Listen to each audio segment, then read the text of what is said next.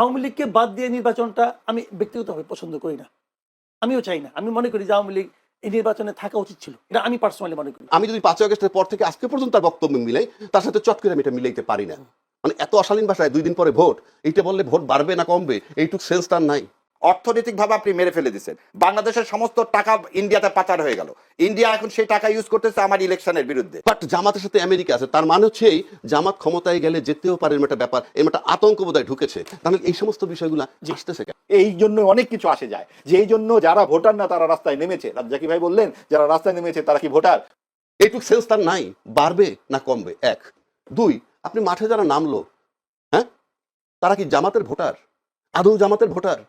আমরা তো দেখছি মাঠে কারা নামছে প্রতিবাদে। হ্যাঁ, তারা কি মাত্র জামাতের ভোটার? কোশ্চিনকালে তারা ভোট দিবে না, শুধু এমনি জামাতকে অপোজ করবে। আপনি যদি জামাতের ভোটাররা মাঠে নেমে বলে আমি জামাত করতাম, আফটার দ্যাট স্টেটমেন্ট আমি জামাতকে রিজেক্ট করছি, কথার কথা বলছি আমি। যারা নামছে মাঠে ফরগটছে তারা কেউ জামাতের ভোট দেয় না, দিবেও না, আমিও দিব না জামাতকে ভোট। আমি তো টিভিতে বলছি। তাহলে যারা বলতেছে জামাতের বিরুদ্ধে বলুক, তার রাইটও আছে বলার, কিন্তু তারা তো ভোটার না। এটা কোনো ইম্প্যাক্ট হবে কিনা আমি জানি না। কেন আমি বলি, এর ভিতরে এমন কথাও আছে, এই সব কিন্তু ফেসবুক বেসড। এই মিছিল টিছিল, ছাত্রদল মিছিল করছে, মিটিং করছে, রাইট আছে, আপনি করতেই পারেন। পাশাপাশি কিন্তু আমি আপনার কাছে আবার আসি। না, পাশাপাশি কিন্তু মাঠে শিবিরও নামছে, শিবির নামছে তার সাথে। কিন্তু প্রশ্ন হচ্ছে এই, আরেকটা কথা বলছে যে সেন্ট মার্টিনও ইস্যু আনছে, যে জামাতের সাথে আতাত হয়ে গেছে। কিন্তু এখানে মেসেজ কোনটা যায় জানেন? সেন্ট মার্টিন ইস্যুটা আমার কাছে ইম্পর্টেন্ট না, বাট জামাতের সাথে আমেরিকা আছে, তার মানে হচ্ছে এই জামাত ক্ষমতায় গেলে যেতেও পারে, এরকম একটা ব্যাপার, এরকম একটা আতঙ্ক বোধহয় ঢুকেছে। তাহলে এই সমস্ত বিষয়গুলো আসতেছে কেন? যদি বিএনপি আর জামাত একসাথে থাকতো, আওয়ামী লীগ থাকলে, তখন কিন্তু খুব স্বাভাবিক হতো, এবং তখন আর এই নারী প্রসঙ্গও আসতো না, এত অধ্যত্বের সঙ্গে গালিগালাজের প্রসঙ্গও আসতো না, ঠোঁট ছিঁড়ে ফেলবো, জিভ ছিঁড়ে ফেলবো ইত্যাদি আসতো না। তো ঠোঁট জিভ ছেঁড়া হচ্ছে কখন? রাজ্জাকি ভাই যখন বললেন জামাত বানাইলেই কি না বানাইলেই কি, কারণ এটা তো ভোটের ব্যাপার ইত্যাদি, বানাইলেই কি বা না বানাইলেই কি, অনেক কিছুই কি। কারণ এটা হচ্ছে সাম্প্রদায়িক রাজনীতি, ধর্মভিত্তিক রাজনীতি একটা দেশকে পেছনের দিকে নিয়ে যায়। ভাই, আমার আল্লাহ তো আমার, আপনার আল্লাহ তো আপনার, ব্যক্তিগত বিশ্বাস ভালোবাসার জায়গা। তার সাথে কি আপনার দেনা পাওনা, হাসরের ময়দানে কি হবে না হবে সেটা তো আপনার আর তার। আমরা কি এই রাষ্ট্রের কাছে বেহেশত চাই?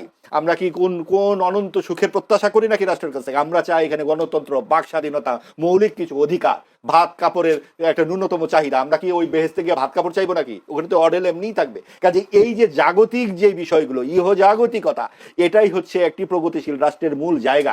সেই জায়গাটাই নষ্ট করে ফেলছে এই সমস্ত ধর্মভিত্তিক রাজনৈতিক দল। এই জন্য অনেক কিছু আসে যায়, যে এই জন্য যারা ভোটার না তারা রাস্তায় নেমেছে। রাজ্জাকি ভাই বললেন যারা রাস্তায় নেমেছে তারা কি ভোটার? ভোটার নয় কেন? ভোটাররা ভোট দেবে না, কিন্তু আমি বলছি জামাতের ভোটার নয়, তারা জামাতের ভোটার নয় দেখে তো তারা নামবে, তার জন্যই তো নামতে হবে। কারণ জামাতের ভোট তো নাই আসলে, তাদের এই পর্যন্ত 18টি আসন তারা পেয়েছে, তারা এত বড় গলায় কথা বলে কি করে?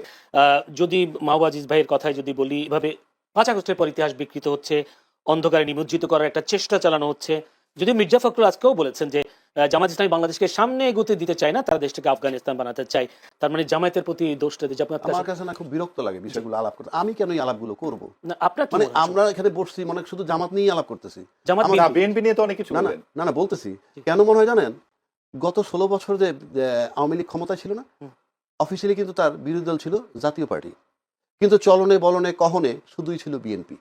অর্থাৎ বিএনপির 16টা বছর আওয়ামী লীগই টিকায় রাখছে আলোচনা করে, জাতীয় পার্টি কিন্তু টিকে নাই, জাতীয় পার্টি কিন্তু বিরোধী দল।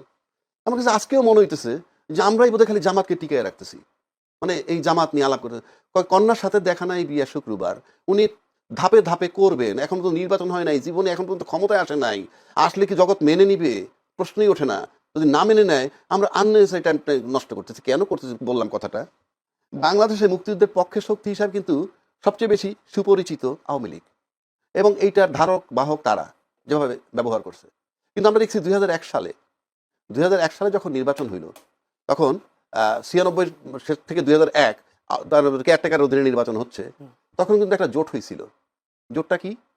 বিএনপি আর জামাত মিলে একটা জোট, যেখানে তারা 18টা সিট পেয়েছে, মন্ত্রী হয়েছিল। এই যে বিএনপি এবং জামাত, জামাত কে? স্বাধীনতার বিপক্ষ শক্তি, রাজাকার ইত্যাদি ইত্যাদি।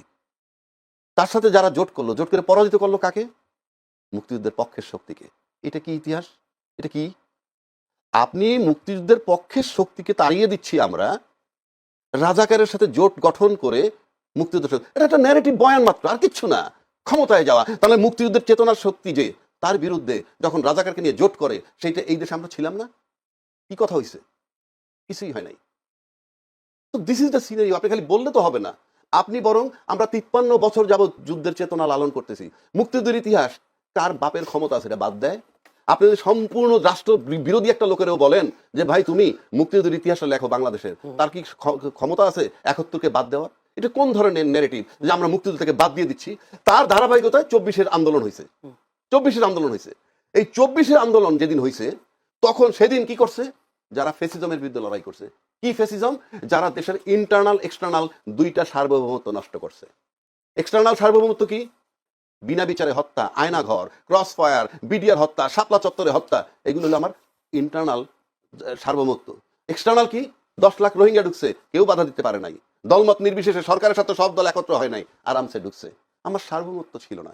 সেই সার্বভৌমত্ব যাতে টিকে থাকে সেই জন্য 24-এর আন্দোলন হয়েছে এবং তাকে তাড়াই দিয়েছে। এবং উনি যাওয়ার পর ভাবতে এরকম আমার মুক্তিযুদ্ধ চলে গেছে, আমার মুক্তিযুদ্ধের ইতিহাস চলে গেছে। আমি ভাই আমার মাথায় ধরে না যে আমরা সেন্সেবল লোক কি করে বলি আমার মুখ মনে হয় যে মুক্তিযুদ্ধ চলে গেছে। এই বয়ান চলবে না ভাই, এই বয়ান চলবে না। 1 নম্বর। 2 নম্বর, 71 সালের চেতনা যদি আজকে 53-55 বছর যাবত লালন করতে পারি, নিশ্চিত থাকেন আপনি এই মাত্র 1.5 বছর আগের ঘটনা জুলাই চেতনা, এটা কি মাত্র আর 15 দিন ধারণ করবে না? ওটা যদি 53 বছর ধারণ করতে পারে, 54 বছর, এটা তো 54 মাস ধারণ করলেই এনাফ। সুতরাং দেখতে হবে যে জুলাই চেতনার পক্ষে কারা, জুলাই চেতনা ধারণ করে কারা। এটা উনি আমি আপনি শুধু মুখে বললে হবে না, ভোটারকে ফিল করতে হবে। যেহেতু ইলেকশনের বাজার আনছেন, দৌড়ে কে আগে? এই দৌড়ে ভোটাররা যাকে বিশ্বাস করবে জুলাই চেতনা ধারণ করে, সুতরাং ভোটার এসে ভোট এবার সেদিকে যাবে। আমি একটা প্রশ্ন করি রাজু ভাই, জুলাই চেতনাধারী যারা, তারা তো যখন জামাতের সাথে অ্যাড হলো তাদের অনেকে জুলাই চেতনাধারী, অনেকে তো বের হয়ে গেছে। রাজ্জাকি ভাইয়ের মতে জুলাই চেতনা মানে কি? মানে জুলাই যোদ্ধা যারা বলবে জুলাই চেতনা, যাক মুক্তিযুদ্ধ চেতনা, জুলাই চেতনা, এরা যুক্ত যখন এটা জামাতের সাথে হয়েছে তখন অনেকেই তাদের থেকে বের হয়ে গেছে। তারা বলছে রাজাকারের সাথে যুক্ত হওয়ার কারণে অনেকে বের হয়ে, যদি বলি নাম ধরে বলি তাসনিম যারা, এরকম ডাক্তার আরেকজন আছেন কি জন, অনেকে বের হয়ে গেছে। তো জুলাই যোদ্ধারাও তাহলে তো এই পক্ষে নেই। আপনি যখন প্রশ্ন করেন যে যারা বের হয়ে গেল কেন, এর উত্তর আমি দিতে পারবো না, আপনি বলছেন ওরা দিবে। আমি দিতে পারবো? আমি পারবো না। তারপরে আমি ধরে নিই, আমি এটা হাইপোথিসিস, যেহেতু আমি অ্যাবসলিউট টার্মে বলতে পারবো না সে কেন গেছে। এক হতে পারে, আমার কাছে যেটা মনে হয়, জুলাই চেতনা যারা ধারণ করে এই ছেলে পেলেগুলো, মানে আমি ছেলে পেলেগুলো সিম্বলিক, কিন্তু দলমত নির্বিশেষে আমরা সবাই ছিলাম, আমরা বলি, আমরা দাবি করি। কিন্তু জুলাই চেতনা অ্যাকচুয়ালি জুলাইয়ের আন্দোলনের মানে আন্দোলনটার নায়ক কারা বা কারা করছে, ক্রেডিটটা কাদের, সেটা কে বলতে পারবে জানেন? হ্যাঁ, একমাত্র শেখ হাসিনা। কারণ তাকে তাড়ানো হয়েছে, সুতরাং সে জানে যে কারা তাকে তাড়াইছে। আমি আপনি মুখে বলে বক্তব্য করে স্পষ্ট হয়েছে, তার বক্তব্য তো নাই আমার কাছে। আপনি যেমন ভিকটিম, আপনার হাতটা কেটে ফেলছে একটা কোপ দিয়ে, 5টা আসামি দাঁড়ানো আছে, আপনাকে যদি বলা হয় 5 জনের মধ্যে আসামি আছে, জি আছে, কে দিছে? অমুকে কোপ দিছে। তো আপনি যেটা বলবেন তো তারাইছে হাসিনাকে, শেখ হাসিনাকে, সেটা সবচেয়ে ভালো বলতে পারবে শেখ হাসিনা। যেমন চাঁদাবাজি নিয়ে কথা হচ্ছে, আমি কি বলতে পারবো যে কে চাঁদাবাজি করে? আপনি চাঁদাবাজি করেন না,